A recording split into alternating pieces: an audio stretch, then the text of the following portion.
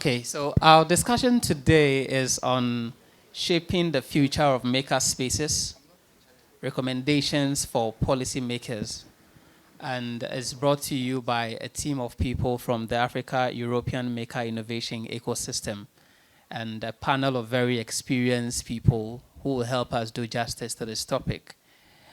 We have a video that tells us a little about what makerspaces are, and that's what we wanted the technical team to play. I'm told that a lot of people are still in the cafeteria trying to get some lunch. So we could play that 5 minutes video, and afterwards you begin the discussion with the people present. So please indulge us while they sort out the video bit so we can officially start our discussions. Thank you.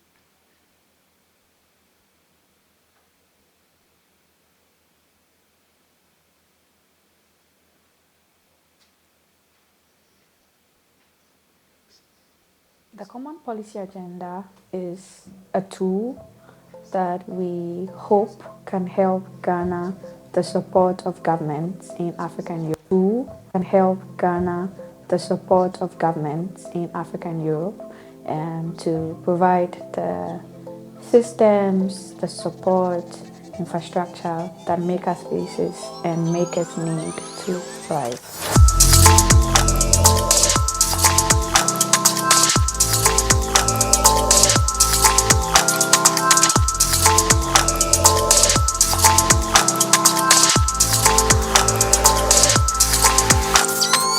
I work with the FASTI Foundation, and on the MAKE project, I support policy research and dissemination for makerspaces in Africa and Europe.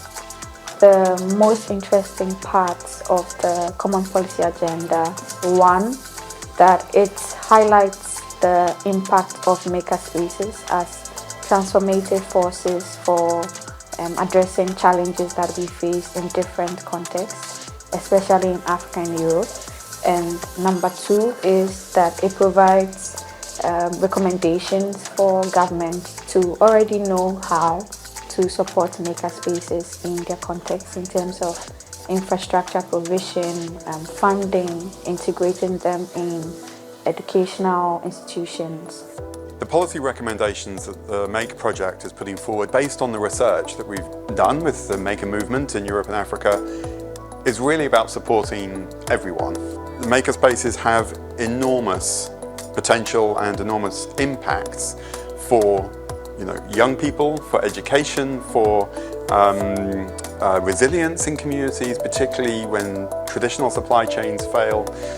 So in disaster responses, or as we saw in the pandemic, they are really important for job creation and economic development, for new types of innovation to emerge. So really the policy recommendations that we're putting together to support makerspace ecosystems are about supporting everyone in society. The policy that we've been able to create for makerspaces in Africa and Europe, and specifically in Africa, this policy is supposed to support makerspaces and for makerspaces to also improve upon the community. When we talk about the community, we can take the case of the educational sector. If makerspaces are being given the support that is needed, which has been adopted in the policy, it can be able to support the learners that are into engineering, that are into carpentry, that are into artwork. And this will, in a way, improve the work within the scope of our environment in Africa. Taking the case of also that of informal sector in Africa, where they lack proper standard of operations, proper tools and equipment. This policy is supposed to create an avenue for makerspaces to be equipped, and for the informal sector to also have access to these tools to be able to improve upon what they do. In addition to that, the policy is supposed to also support makerspaces to have available funds, especially in terms of having some collaborations with European makerspaces and even European institutions to get some funds, not only from via government but also from external sources, to support makerspaces for them to also expand into their community.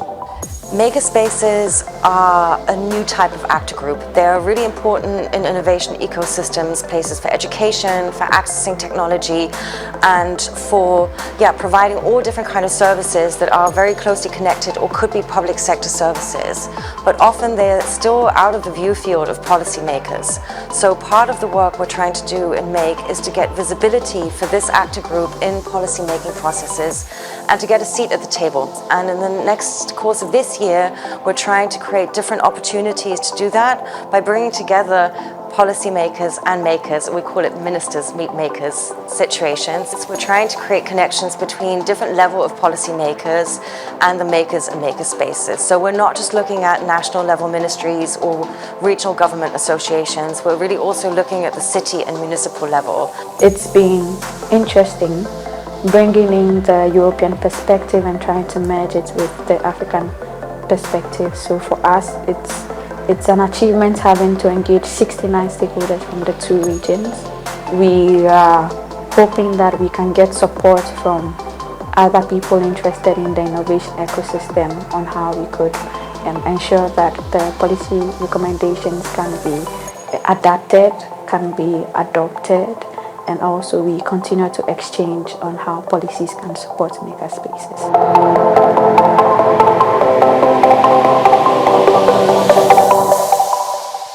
All right, thank you very much. Yeah, you may have to close the projector because it's eyes. Yeah.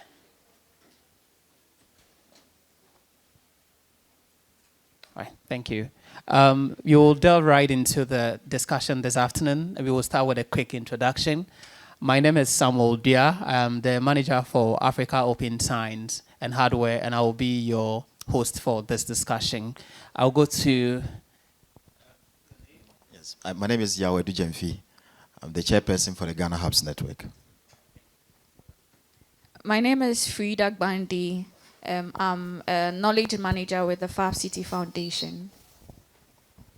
My name is Jeremy Akwa. I'm a maker and I'm into robotics and STEM education. My name is Joseph Ajena and I'm the executive manager for Africa Makerspace Network. All right, thank you very much, Joe. Maybe I should start from you. One common word in the video we just watched was makerspaces. For most people here, that's the first time they are hearing that word. What's a makerspace? So in Africa and in Ghana, I think Makerspace has stood the test of time. It started way back when we have our local artisans creating things, building ways of maybe solving problems in our society. So when you talk about Makerspace, it's just a small space or a big space where people can be able to create something in solving societal problem. So that's, in a simple term, how I can explain a makerspace to you. So it's an innovative way of creating things in solving a problem. So simply a place where we go and try to be creative or make things. That's why we call it makerspace. Yeah. The video we watched is about the project. Freda, can you tell us more about what that project is about? Thanks, Sam. So when we say MAKE project, it stands for Africa European Maker Innovation Ecosystem. It's a mouthful, but it's basically networks from Africa and Europe that have come together to collaborate for the betterment of makerspaces in both continents and beyond. So it's a really powerful and unique project because you get a diverse group of people coming together to push one agenda, which is to help makerspaces become better. And for us, we are focused on a number of tools that should help makerspaces thrive. And one of them, which we will delve into more in this discussion, is policies. I know that when we say policies, it sounds like very far-fetched, and outrightly we are quick to say that governments are not going to help us do anything. We understand the challenge with that, but we also see that there are bottom-up approaches that can be used to ensure that we can send out the gospel that we are preaching. So one aspect is the policies, and then another aspect is sustainable business models. Because when people make things, they need to sell them, and they need to raise sustainable funding to continue to be businesses. We know that in Ghana, it can be challenging to own your business. And then it can even be more challenging when you are making things and you are competing with products that come from places like China that are very cheap and affordable. So even for us, if we are being honest with ourselves, if you need to buy something that is made in Ghana, you wouldn't want to buy, because you can get something from AliExpress that can cost maybe 50 cedis instead of buying a locally made product that will cost maybe 300 cedis. So we are creating a whole secular system that helps makerspaces to do well. And another one is with online materials. I know that makerspaces are new, and most of us wouldn't know what it is, but we have taken time to educate people on that in terms that are within our context. Like, you understand it in the in an African way. It doesn't necessarily sound European.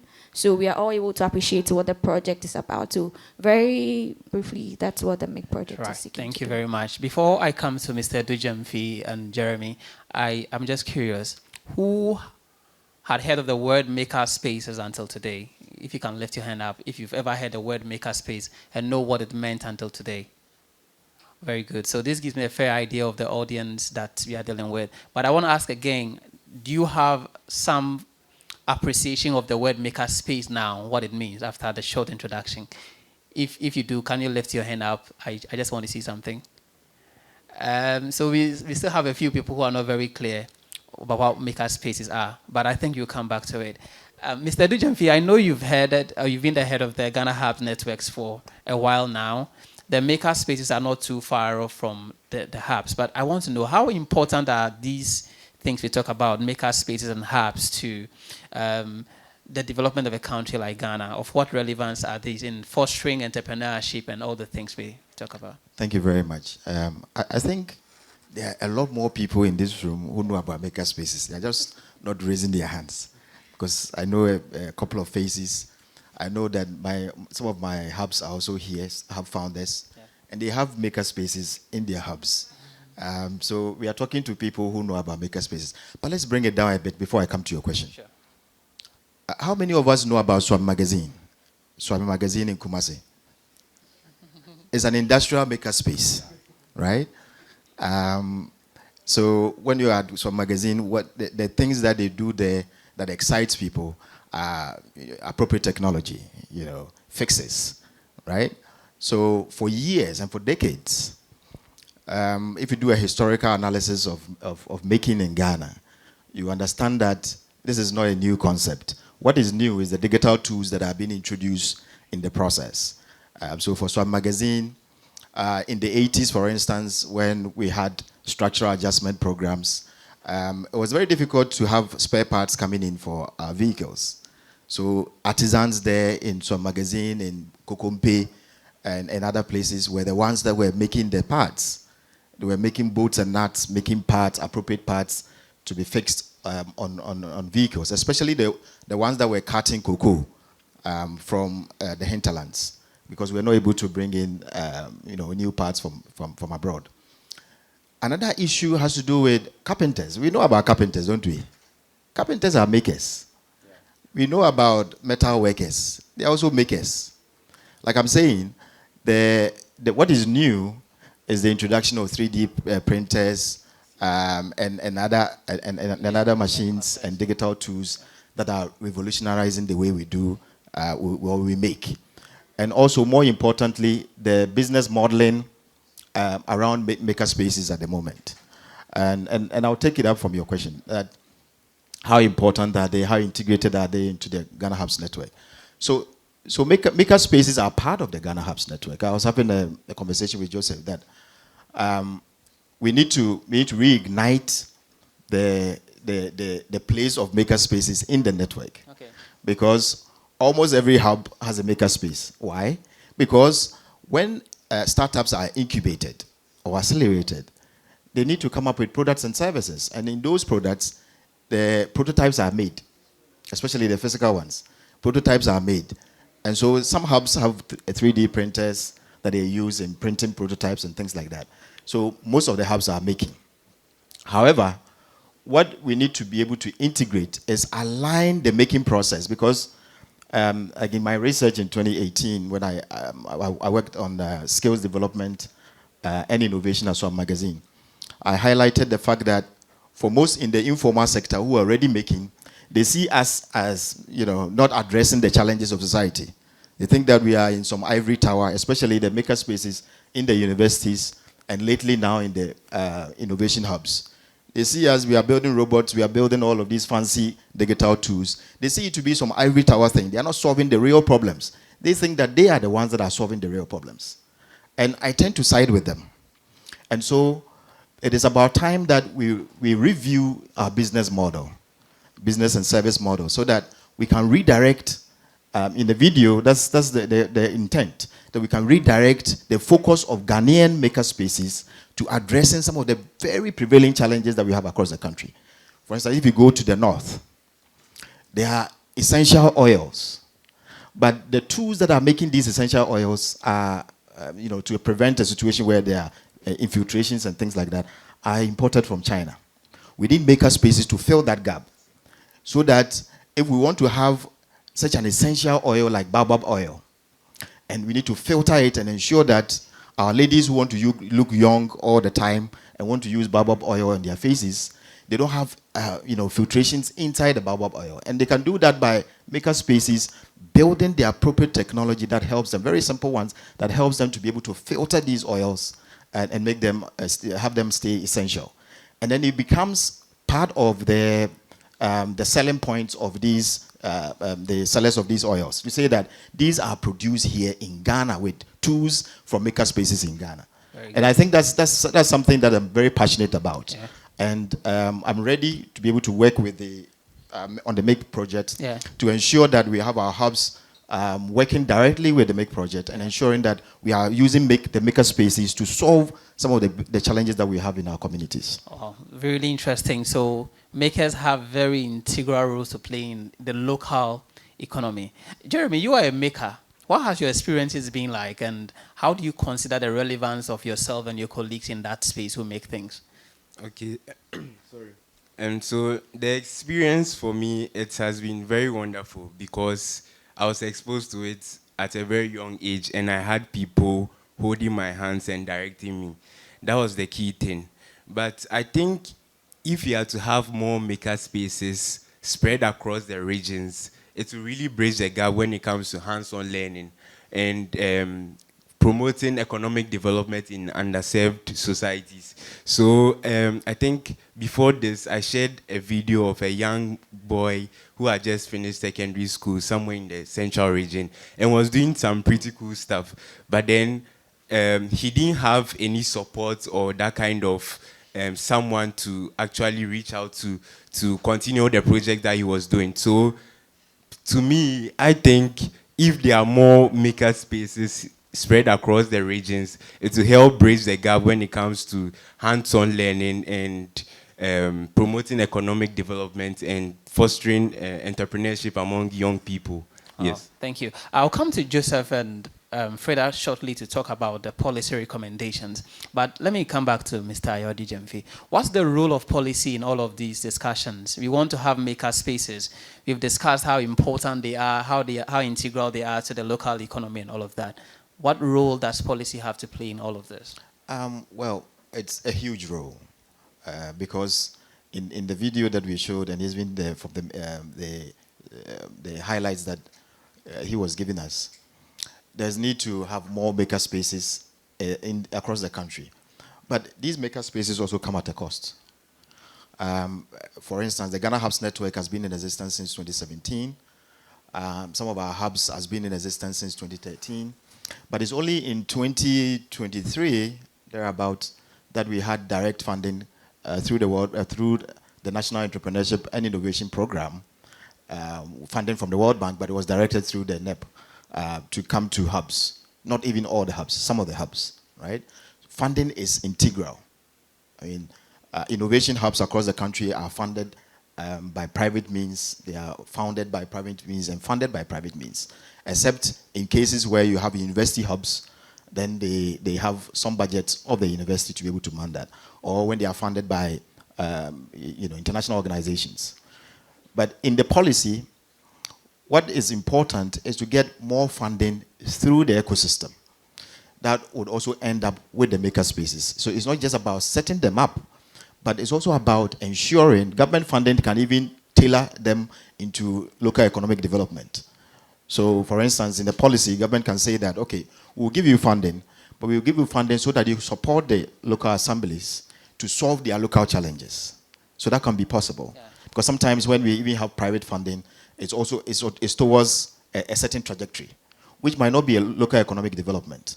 But we need the hubs and the maker spaces to tailor their programs to economic development. So we need government to come in. So the first point is about funding. Okay. Appropriate funding. Okay. It could be a blended finance, okay, right? So a bit of grants, a bit of equity, yeah, and then others as well.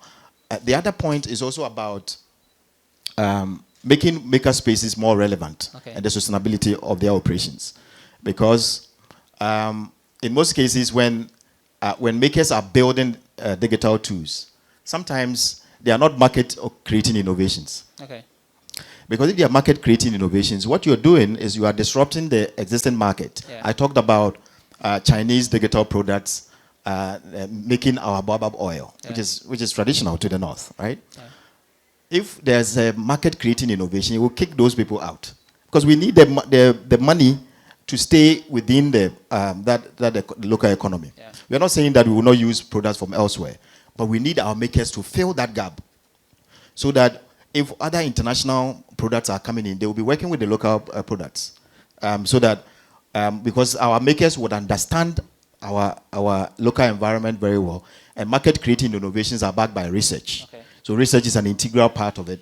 So the research into the local needs of the people, or the local needs of the regions, and then fill that up with market creating innovations that either disrupt an existing market or create an entirely new market. So that we can free ourselves a little bit towards sustainable local economic development. Yeah. Yeah. Thank you very much. Because of time, I wanted Joseph and Freda to answer two questions, but perhaps I'll spread it among you. Joseph, what are some of the highlights of the policy? I know you, as head of the Africa Makerspace Network, and Freda with Fab City, have done a lot of work on the policy recommendations for makerspaces in Africa and Europe. Yeah. What are some of the highlights of this policy? And then maybe, Freda, you tell us some of the products that have come out of the MAKE project. What are some of the tangible things that we can point to, and their relevance to the makerspace ecosystem in Ghana? But Joseph first. Yeah. So thank you. Before even we started working on the policy, we did a case study approach, trying to find out if there are already existing policy when it comes to makerspaces, or policy that supports the work of makerspaces.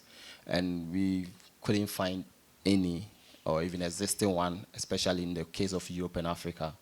So what came to mind was, why not try to reach out to these makerspaces, both in Africa and Europe, try to know the challenges they go through, try to know also the enablers in the environment and how that can actually translate into the work or positive outcome of their work.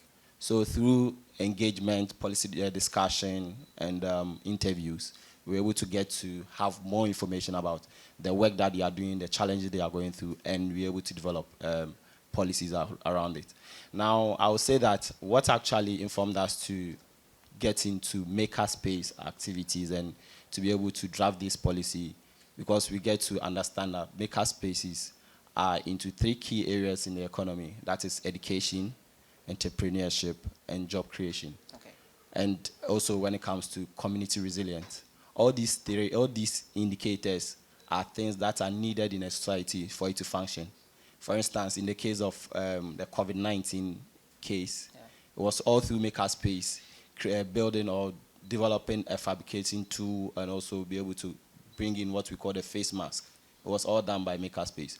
And we feel that if they are able to do this all by themselves, if they get a support from local people, from the government, from other external sources, then it's a way to be able to create a solution, not to themselves, but also to the entire not to cut you. So there was this whole agenda of Ghana Beyond Aid. So you are saying that if you are able to empower maker spaces, that is a proper roadmap to achieving Ghana without aid.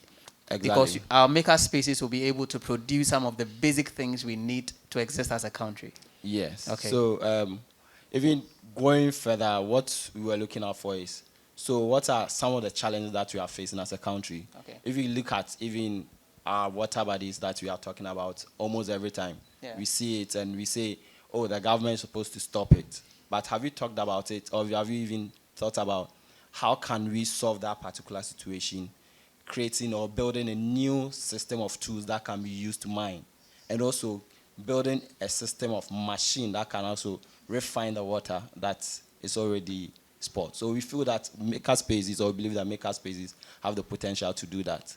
And through that, we're able to create or build in new policies like recognize makerspaces as a national tool in solving our problems. And also another policy that we feel is very important is integrating makerspaces into our educational sector. Because when these young ones are being given the proper education, quality education, which is part of the Sustainable Development Goals, then it means right from their grassroots, be able to give them or equip them with the essential skills that will be able to make them more innovative enough to find solutions to problems that are already existing, or even create future jobs that we not even think about. So these are, I would say, these 2 things I'll talk about it. I'm sure Fida has a lot to say about it. All right, thank you very much. So it means that local knowledge is very important in producing, tools that can be used universally. It's not okay to just sit in Ghana while we get things from China. People in Ghana can do things based on the local knowledge they have because they understand our context better.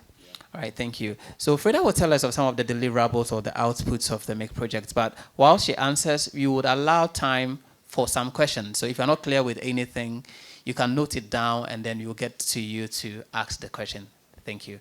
Freda, what are some of the deliverables or the tangibles that you can make out of the whole MAKE project that we are discussing? Okay, so I want to try to make this very understandable for people who might not even be working in a maker space. So I know that the conversation may sound like very technical, but actually maker spaces, it caters for everyone. And Joseph mentioned the COVID situation that we had. Like in a really hard time like that, you could sense the tension that we were all under. Like it sounded like we didn't have any solution coming from anywhere. Yeah. And according to the World Economic Forum, it says that makerspaces created about 48.3 million protective wears across the globe. So it demonstrates that makerspaces are actually supporting local communities. They are supporting you and then me. And then to be able to have conversations like this is because we are privileged to be educated. And imagine taking your car to a mechanic to fix for you. I drive, and then sometimes they will fix one problem, and then in 2 weeks you experience the same problem, right? So it means that the problem is with diagnosing what the problem that the car is facing. And we don't have the current tools to be able to do that efficiently. So all what we are saying is that these things that we are talking about, they exist in Europe. And Joseph and I were fortunate enough to be in Barcelona earlier on this year. And we could see very, very big spaces with huge equipment, making furniture, making ceramics, all from scratch. For even some were exporting to the USA for hotels. So what we are talking about is huge. Like, we are talking about job opportunities. We are talking about quality education. There was a time I was privileged to go to Shenzhen, and they have this electronics market with children even assembling like electronic gadgets. But we don't see that here because of culture, mindset, and not because they don't exist like I was saying earlier on. There are places like the Swami magazine, but the education on STEM, it's not strong. The tools do not exist. Government supports are not there to scale these things to the point where we can be talking about makerspaces and everybody will know what a makerspace. So instead of having like a bar or a pub in every corner in our local community, it could be a community space where market women can go and build a solution for their shops. Like, people can build things that actually help them. And personally, I think that something like the fufu making machine, it's an innovation. It solves a problem for us, right? Maybe a software might not solve our flood issues, but maybe a machine that can compress pure water bags and all that is what will address our problems. And like I was saying, that's what we need to empower, the informal people. So we are only creating like a spacing where we can provide trainings for informal people to understand how to do what they already do really well and efficiently. All right. So for instance, in the Make project, we do have this platform that we are developing for machines. So if you are in Accra and you need to 3D print something, it might be expensive to buy your own 3D printer. But maybe across in Makola, there's a makerspace there with a 3D printer. The idea is that you can go onto this platform and identify where all these equipments are located. And you can find yourself there. And with directions, you can be helped to create anything you want. So if, for instance, someone here owns a business and you need packaging materials, or you need a phone stand, you need something to support your product, by this software that the Makerspace people use, they are able to digitally model this and build it up for you. And you can iterate it until you have the product that you so desire. Then also we have these policy recommendations that we are creating. Mm-hmm. We understand that these conversations, if they happen on our level, it's great, it's important, but there's something that government support does. For instance, the masses are influenced by government. Like the majority of Ghanaians are influenced by government. If an MPP official were to be coming here, people would gather than people have gathered for the Ghana Digital Innovation Week. That's how things are. So imagine if government is talking about makerspaces on the news, or building makerspaces in senior high schools. Yeah. Then more people would join. Yeah. Then we have kids who have a different way of thinking. We have kids who are thinking about how to build like our own aircraft, our own hospital equipment. So it's like, with these policies, we are able to create some mindset changes. Yeah. And then finally, I would say that some of these things can sound technical, but we are working to make this localized through some online materials. So we even have one that helps you set up a makerspace. So if you even have an existing science laboratory or a chemistry lab or an ICT center, you are able to adapt this to be like a STEM lab or a makerspace. And you can help even senior high school or junior high school kids to think differently. Are And these you can materials design. available for anybody that wants to use them? They are open access, they're free, and Okay. anyone can use it, with or without a technical background. Okay. Yeah. Okay. Because you mentioned senior high schools, Jeremy, I know you've been doing something with the Ghana Education Service. Am I right? Or senior high schools, robotics and stuff. Very good.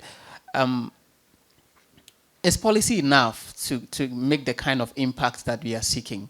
And beyond policy, what will you recommend are some of the things that we need to do to ensure that our maker spaces are making, moving up as we expect them to be?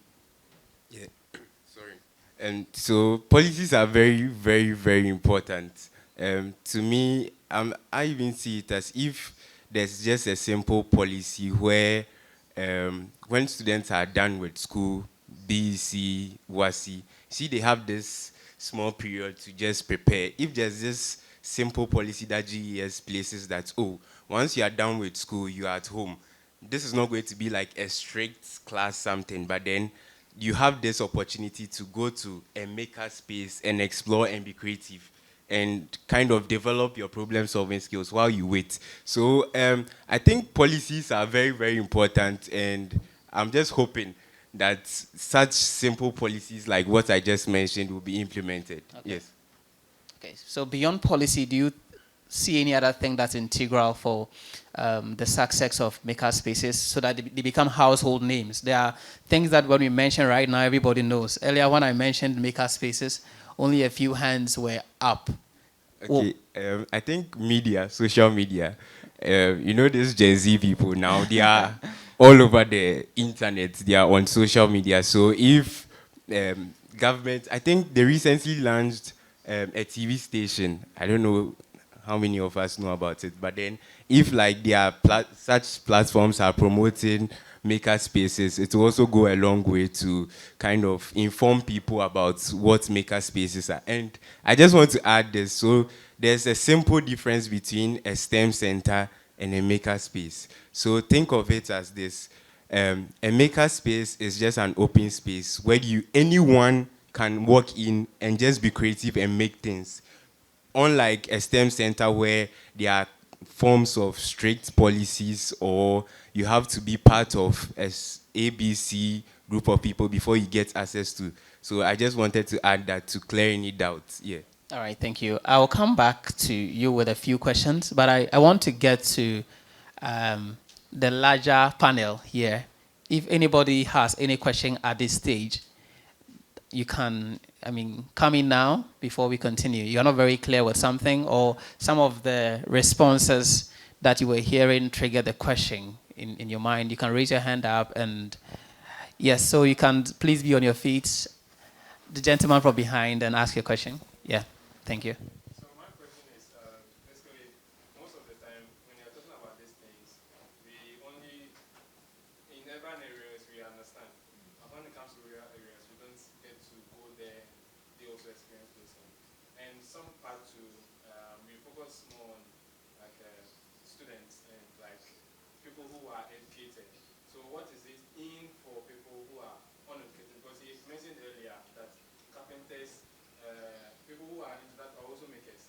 So if I am a business person, I'm a carpenter, what is in for me as a maker space to also come there and do things that will benefit me? Because if I want to make a chair and sell it for five cities, and you come in from me, what am I going to gain as a maker, as a person through this? All right, who will take that question? Mr. Dujemfi. I want Thank to you. take that Thank you very because much for your I question. use the carpenter example. You know, if you're a carpenter and you're a maker, the next point will be, okay, can you convene?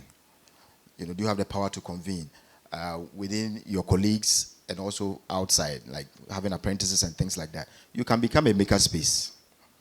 Because I like the fact that you talked about the rural areas. We need more innovation hubs, maker spaces in the rural areas.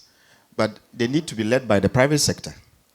You know, government can help with policy, but the leadership should be private sector, because the private sector can get things going more quickly. And also, I talked about market creating innovations. Of course, the carpenter will not experiment with their their tools or maybe their raw materials, because it's expensive. So now making in several areas is like, now you have to experiment, do get materials that you have to use, and then the results are not market creating. And so, but if they are not, then they will not be relevant. So that's why the innovation spaces and maker spaces become very important in terms of partnering and ensuring that whatever idea, whatever you are making, just like a carpenter will make a chair because he knows somebody will come and buy, or somebody will get him a market. It is important that already the market dynamics and frameworks have been defined. We have a lot of problems, a lot of development challenges. That's a market in itself. That you need to come up with things that people need, things that will solve problems in the local areas. If the carpenter makes a chair, is it a kitchen chair or whatever it is, it doesn't take long, it's bought. Because he has identified a need. And that's why what we need to do, especially those who have gone to school, that's what we need to do. Because they might not have gone to, they have education, but they might not have the kind of education that we have. That education is what they are using to be able to make the chair. But we have a certain type of education, which is digital. I mean, it's digitized, we have access to new tools and new innovations.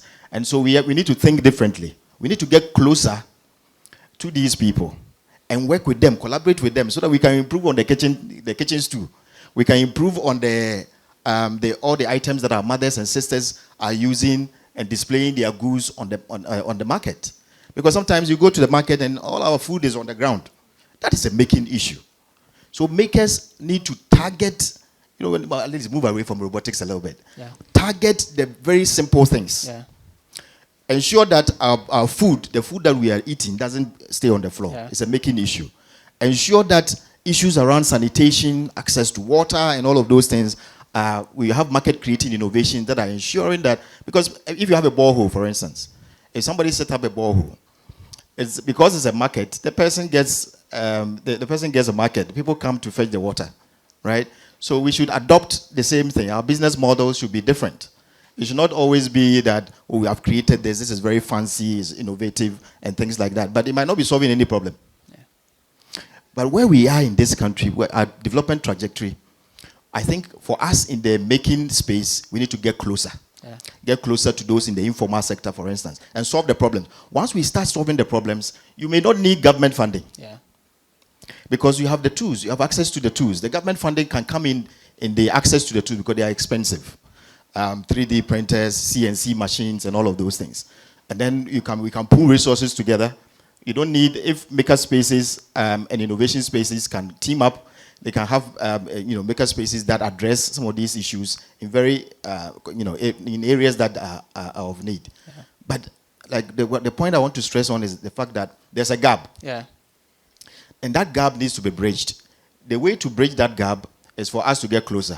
Not to think of them as, oh, they've not been to school, they are illiterate, and things like that. They are the ones that are solving the problems. They have the money. We don't have the money. Yeah. They have the money. We don't. Yeah. So we have the tools. We have new ideas. Let's get closer to those who are making they're doing the real making. Yeah. And then we even become relevant. Yeah. Otherwise, we will still be seen as ivory tower people. We are always talking about issues. We are not getting to the point where we are solving issues. Yeah. And the issues around education, integrating making into education, we need to integrate it in such a way that, for instance, the robotics, my own Prempeh College and Manfi girls, they go on the world stage, they are winning world championships. But how many of us know the type of innovations that they are doing and how they are integrated in solving local problems? Yeah. They are ivory tower issues. Robotics, they are either playing golf, or they are doing something. Well, they need to solve local problems. Yeah. And these local problems, if you look around you, there are plenty. Yeah. So if we are saying that we should integrate more making into the educational curricula, yeah, we should make sure that the educational curricula on making is relevant. Yeah. It's not, for us to have fanciful things. Absolutely. But for the youth to know about problem-solving innovations, yeah, so that they can tailor their ideas, their energy towards addressing issues, and they themselves, when they go to the house, they become relevant. Otherwise, their education will not even be relevant to the local people. Yeah, thank you very much. Yeah, I will take just to the two questions, just to add that sometimes in rural places, dressmakers, they don't have knitting machines, so they just sew the dress, and sometimes they have to carry it to the next town. So in the case of carpenters, they might want to do some designs on your door or your chair. If they had a maker space with a machine that they cannot afford, but I mean, that's a maker space open to all other carpenters, they can go there and get those designs. We are talking about innovation here, so to promote innovation. Thank you. Okay, and then I will take your question. Yeah, so this is just to clarify. They are not just playing golf. So there's... yes, but then I just want to clarify. Those are people are thinking far. But then, yes, so there's calculations that goes on behind all that you see. And with robotics, you start from somewhere. Get the students involved and engaged and get them excited. You see, gone in the days, people were shying away from STEM, science. So it was through those kind of competitions that people began to like appreciate those things. So I just want to add that they are not just playing golf, and then it's just a platform where they are applying their maths and science concepts. So a concept like reflection, how to detect obstacles when a robot is moving. I think it's in science to integrated science. So it's just a platform for them to apply. So from there, then you take it up. So I think recently there's been a policy that has been made for robotics, where robotics is going to be implemented in the various schools. So I just wanted to add that. All right, thank you. So I'll come back to Joseph and Freda to talk about what we can all do to promote the policy recommendations and the MAKE project, and to Mr. Yabua for Yawedu Jemfi and Jeremy to tell us about the things, perhaps one big thing we can do to promote Makerspaces. But let's take the two questions, and then I'll come to you to answer these. Yes, so. Thank you very much. My name is Albert from Ghana Society for Education Technology. Okay. And I'm so interested in the education side of all what was said.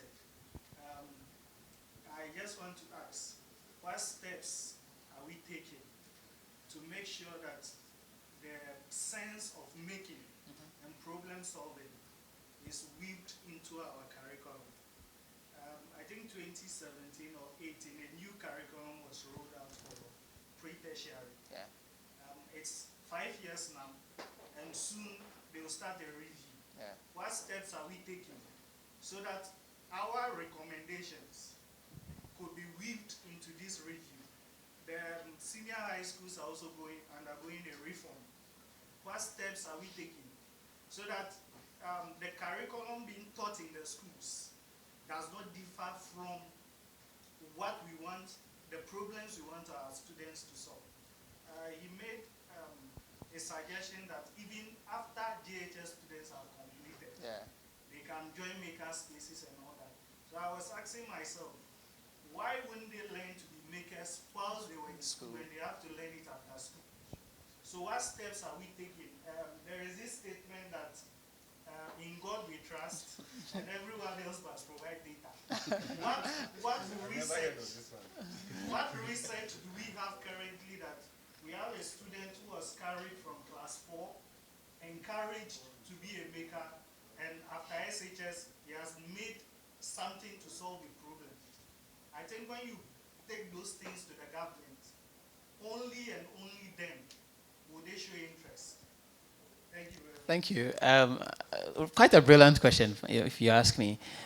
Joe, does it bring issues of collaborations, partnerships? How do you answer his question? I think I'll answer the last question that you said concerning what have we been doing or what has been done already. Yeah. And the Africa Makerspace Network is actually drafting a magazine, and the magazine is about the impact of makerspaces in fulfilling sustainable development goals in Africa. And I'll share one bit of it. It's just the makerspace in Ghana. I think it's in Takwa, Enix Engineering Limited. So there was this one person they trained, and after a couple of years, he completed the university and did a national service with the Ghana Water Company. So during his service, what happened was that there was the need to measure the content of water in the reservoir to know how much is being used in a day, so that they can find a way of either finding another way of supporting the community with more water, or finding or giving a prior notice to the community if there will be water shortage. And this maker who got the training from another makerspace was the only person, sole person, who developed a particular tool. I'm sorry I didn't bring, I can't share it here, but the magazine will be out, and I'll make sure it's available for everyone to have access to it. Yeah, so this person was able to build that particular tool to measure the content of the reservoir, the water in the reservoir. That can actually help the Ghana Water Company to be able to know whether the water is being drained or there is more, without opening the reservoir anytime they need to check on the content of the water in there. And when you talk about what steps being taken, or what steps are being taken to ensure that what is being said here does not stick here, but rather integrated it goes, into our education system. into our educational system. I feel what we are doing right now is just about what the Make project is about. It's about trying to reach out to people who can actually push the agenda of Makerspace. And as we've already been saying, when you talk about Makerspace, don't see it as something so abstract. It's something that even some of us have been doing in our own little way. But it's more like making it more innovative enough. And even someone asked a question about when it comes to the local artisans or people in the informal sector.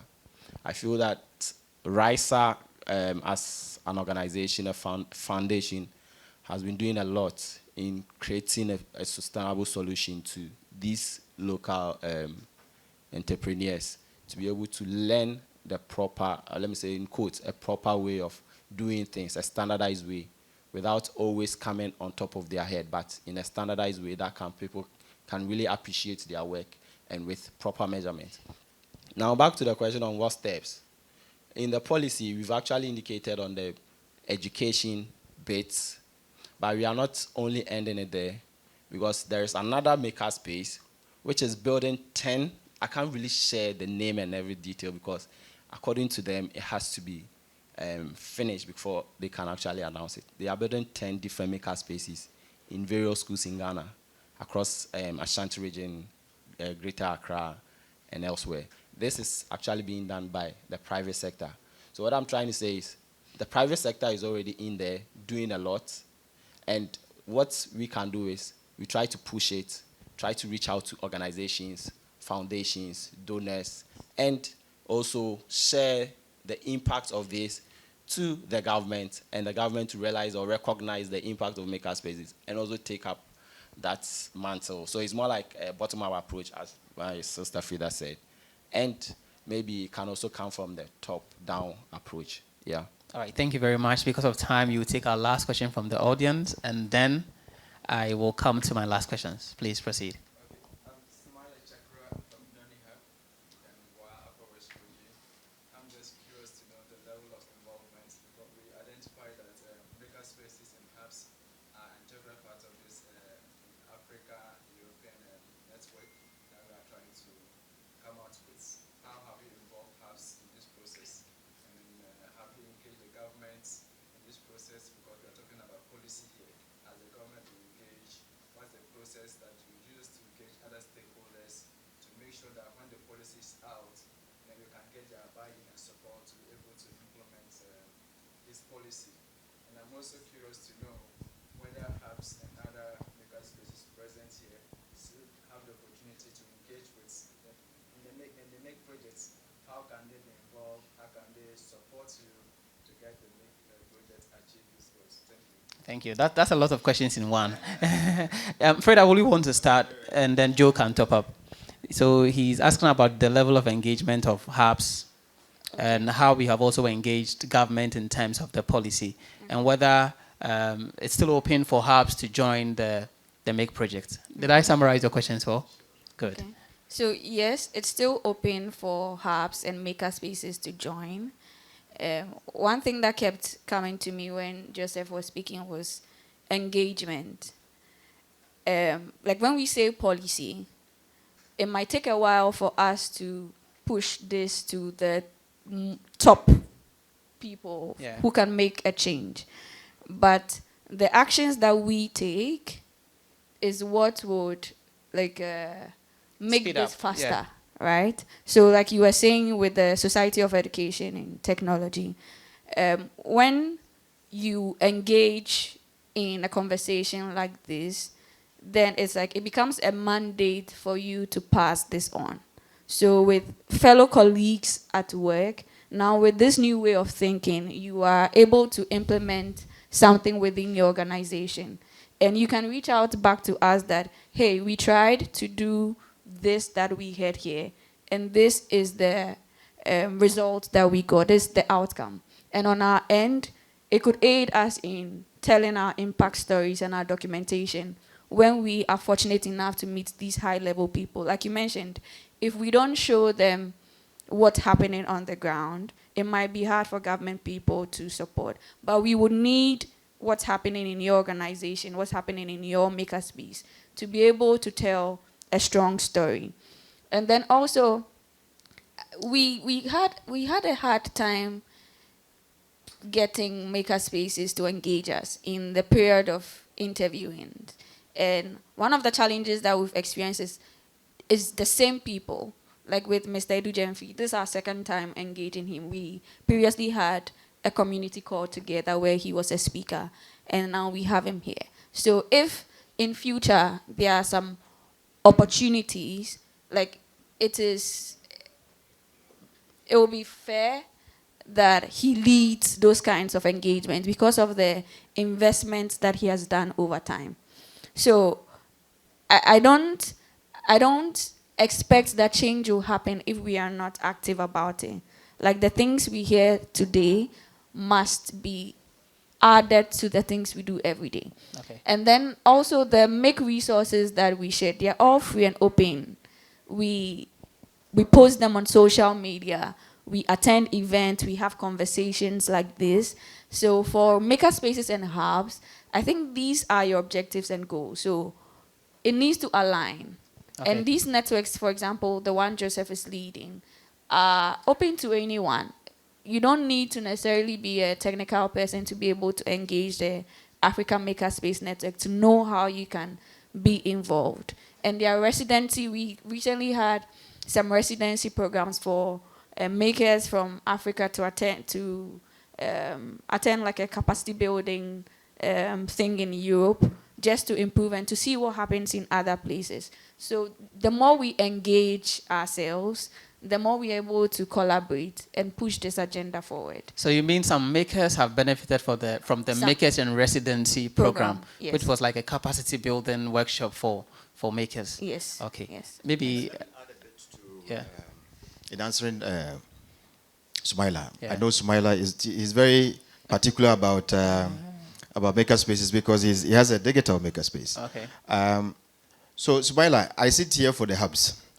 So when she was speaking, he said, "Oh, this is my second time, but I'm the chairperson for the Ghana Hubs Network. Yeah. I don't sit here in my individual capacity." Yeah. So when you are talking to me, you are also talking to over 75 hubs across the country. Yeah. So I'm pushing them to have a formal partnership so that we can have more of the innovation spaces and maker spaces within our network in the residency program, so that we can help build maker spaces across the country. And for me, the most important thing is to have them solving development problems at the local level, for which I think you are doing in WA. Yeah, we have just under 5 minutes to complete our session. So Joseph, he asked about have you engaged any policymaker in Ghana, and perhaps the Ministry of Environmental Science Technology? Will you want to share that with us? Yes, and getting to meet policymakers, especially from the ministry field, is quite challenging in Ghana. Even getting them to meet with you one-on-one to share knowledge about what you've done and how it can be able to be scaled up. It's not quite an easy journey. But I would say that we've had engagement with the Deputy Director of Environmental Engineering and Science, technology. And we had a successful, a very wonderful conversation about how the policy can be drafted and how it can be implemented in their own existing policy. And I think that we need to still continue with the engagement. One thing I've learned about this project and getting to write a policy or draft a policy or even a research is that you spend so much time in trying to find the solutions that after finding the solution, it gets to close to the end of the project that it becomes very difficult to even try to achieve what you want to achieve. So what I'm trying to say is, at the end of the day, it's about the sustainability of the work that we have done and how we can be able to ensure that it doesn't end at the end of the project, but it continues to make successful impact in society or the community. Okay, And, I was just yeah. still 1 minute for a hand that was up there. Okay, the hand is down now. I saw one hand up there, but I will just ask this question. Mr. Yawadu Jemfi, you've managed the Ghana Hub Network so well. It's almost become a household name. What can we do to make Makerspaces a household name? Well, partner with the Ghana Hubs Network. because in the, so for the over 75 hubs, I think about a third of them have Makerspaces. Yeah. And earlier on, I was saying that these hubs are also closer to the people, closer in the regions. So it would be good that we have a sub-network of Makerspaces within the network. Yeah. It's easier that way. Yeah. Before you go and form another network, you have to build. It's taking us about 7 years, right? 7 years to build this.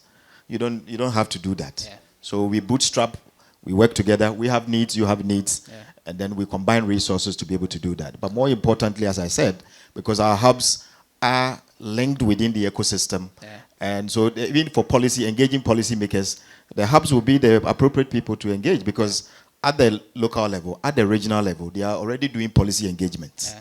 And so if you do that, the bottom-up approach, by the time you get to the minister, the people, the directors at the regions will be telling him, sending him reports that this is what is going on and things like that. Then it makes it easier for him to appreciate it. Okay. Yeah, Freda, under 1 minute, what can we do to promote the Make projects? All of us gathered here. Jeremy mentioned something really powerful, social media. Yeah. And we need everybody to spread the word about Makerspaces. Yeah. It could even be what you've learned from here today. Just put it out there and then engage us. Probably a conversation later would stir up something around what we've said. Yeah. Maybe some more will wrap up with our how to reach out to us. Yeah. We are like openly available to collaborate. Yeah. And for sure, I think we would do the partnership with the Ghana Hubs Network. Yeah, Jeremy, just under 1 minute. You are more like the representative of the makers on this panel.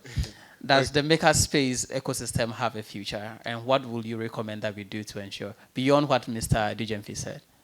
Okay, I think the future is very big. Yeah. And looking at the reports coming from the World Economic Forum that Africa's population is going to boom up in years to come. Yeah. I think supporting Makerspaces is one of the ways to bridge that gap. Yeah. Like getting young people to be more interested in entrepreneurship, more interested in building things for themselves. So to me, I'll just say getting more collaborations with stakeholders, wherever. Yeah, that's it. All right, thank you. And Joseph, finally, what can we do to disseminate the policy? I think we've all said one thing, which is collaboration. Yeah. And our problem is big enough for just one person. Yeah. So without collaboration, and there's one thing that I've learned, that you trying to solve a problem and saying that, yes, I've made it, will not be so exciting than more than you doing it with a group of people and say that, see what we've done. Yeah. So I feel that when we come together, we collaborate on what we've learned here or what we've listened here and try to spread the word, that would be very wonderful and it can create a wonderful impact in our life. Thank you very much. Yes, my timekeeper says my time is up, and so we will end the discussion here. Thank you so much, Mr. Yawadu Jemfi, Freda, Jeremy, Joseph for leading this. You can reach out to Joseph and Freda on social media, Africa Makerspace Network, and then Fab City Foundation. Just go to LinkedIn or Twitter and or X. No, it's X, yeah. And look for them there. You can engage them. They have a lot of resources. If you wanted to start a makerspace from scratch, there is a document that can guide you through the whole process, and a lot more things that can help in capacity building. So you can reach out to us after this session too. You can come to them and exchange contact for more information. If you had a question but couldn't ask because you wanted us to respect our time, you can meet us after this session and ask those questions. I want to thank you very much for joining us for this discussion. Thanks, and have a good day.